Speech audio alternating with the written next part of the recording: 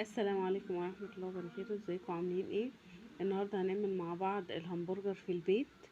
طبعا كلنا ولادنا بتحبه، هنعمله بطريقة حلوة جدا، عمره ما هيكش معاكي وهيبقى جميل جدا جدا جدا واحسن من اللي بره بكتير، وانتي اللي هتحكمي. اعملي لايك ما تنسوش اللايك، وتعالي معايا اقولك هنعمل ايه بالظبط.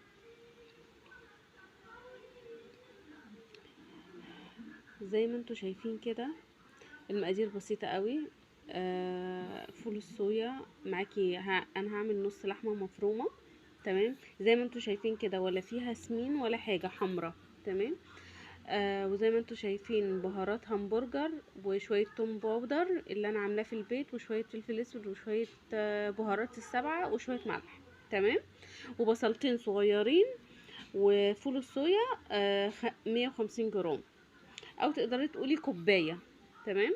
بس اللي انا عاملاها دي نقعيها ربع ساعه، تنقعيها ربع ساعه قبل ما تعملي اي حاجه، مش اكتر من كده. وتصفيها كويس جدا من الميه وتستخدميهم، مش محتاجين الا كوبايه واحده. على فكره الراجل بيحطوا كتير جدا، انا عملته قبل كده من غير الفول الصويا. الطعم ما كانش قد كده. ف يعني اضافته شيء مهم جدا. وزي ما انتوا شايفين البصلتين دول بصلتين صغيرين مش كبار، بصلايه واحده كبيره او بصلتين صغيرين زي ما انتوا شايفين كده. وبتقطعي زي ما انتوا شايفين كده، بتقطعي البصل قطع قبل ما تفرميها، وفي اي كبة عندك. بس في خطوة مهمة لازم تعمليها قبل كده. هتجيبي بولة وهتحطي كل الاضافات بتاعتك كده زي ما انت شايفة. كله يعني كل الاضافات هتحطيها، اللحمة على الفول والصويا على كل حاجة. ولازم تعجني كل الخليط ده كويس قوي قوي قوي. زي من اللحمة على فكرة مش ناعمة، اللحمة مفرومة عادية جدا، مش ناعمة خالص، مش زي الكفتة يعني ولا حاجة. ليه؟ لان احنا هنفرمها اصلا تاني، احنا هنفرم كل ده تاني مع بعض. فالحاجة اللي انت شايفاها ديت يفضل ان هي ما تكونش ناعمة قوي عشان ما تنعمش زيادة منك. حطيت الفول الصويا زي ما انتوا شايفين اهو. وهحط بهارات الهمبرجر، هتلاقيها عند العطار في اكياس كده. انا كنت جايبه كيس ماجي تقريبا بهارات همبرجر. وهعمل ايه بقى دلوقتي؟ يعني هتعجنيها اكنك بتعجني الكفته، اكنك بتعجني الكفته والحواوشي، العجينه بتاعتهم كده بعجنها عشان كله يوصل له التوابل دي. ما تنسوش معلقتين الكاتشب يا جماعه، بيدي برضو تيست حلو. ولو عندك جبنه شيدر، بس انا ما كانش عندي، لو عندك جبنه شيدر حطي حوالي نص كوبايه كده جبنه شيدر، افرميها وحطيها، او قطعيها وحطيها، وكده كده ايه هتتعجن.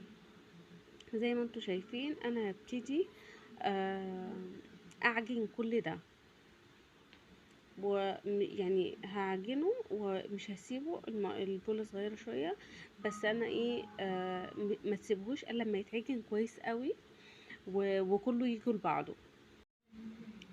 زي ما انتوا شايفين قعدت شوية حلوين اعجن فيها، وبعد ما خلصتها كلها وكله جه لبعضه هحطه بقى في الكبة عندي.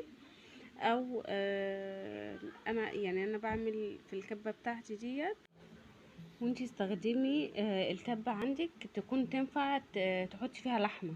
تمام. زي ما انتوا شايفين كده فرمتها، العجينة كانت حلوة معايا، بس خلي بالكوا انا ما اشتغلتش بيها على طول. انا فضيتها كلها وسبتها ربع ساعة ترتاح، وهبتدي اشتغل بيها. وعلى فكرة انا ما عملتوش في نفس الوقت، انت ممكن تعمليه، بس انا هقولك خطوة مهمة جدا تعمليه فيها قبل ما تشتغلي فيه.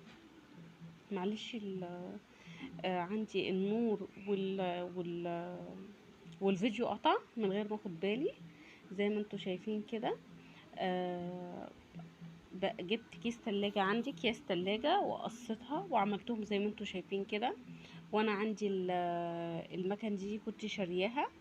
بس انتي كمان ممكن تجيبي غطايين بتوع بطرمانات تحت بعض جوه بعض كده وتعملي بيه عادي، لو انتي ما عندكيش المكنه دي.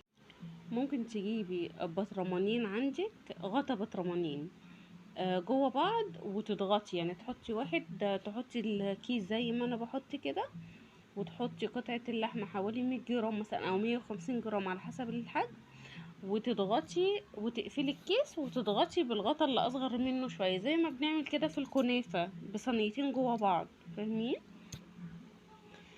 اهم حاجة، انا طبعا البقفل دي بحب اعين فيها الحاجة لو انا هعينها في الفريزر بتبقى مظبوطة. والحاجة لو انت عايزة تعمليه دلوقتي اعمليه بنفس الطريقة كده، بس الفرق ان انت هتحطيه في التلاجة ساعة او ساعتين، بس يكون في الفريزر يمسك نفسه شوية ويرتاح، وبعد كده تحطيه على النار. خلي بالكم ان هو مش بيخس خالص، بيفضل زي ما هو بنفس الحجم. وما تنسوش اللايك لو الفيديو عجبكم. باي باي.